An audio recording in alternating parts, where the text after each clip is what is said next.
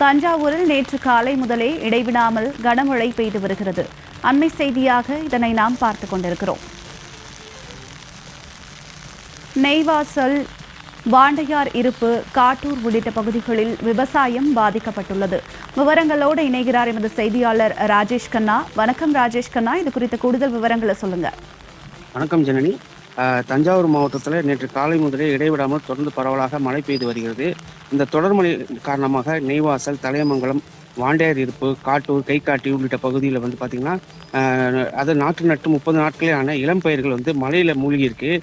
வல்லம் வடிகால் வாய்க்காலில் மழைநீர் நிரம்பி செல்வதால் தண்ணீர் வடியாமல் விளைநிலங்கள் முழுவதும் கடல் போல் காட்சியளிக்கிறது.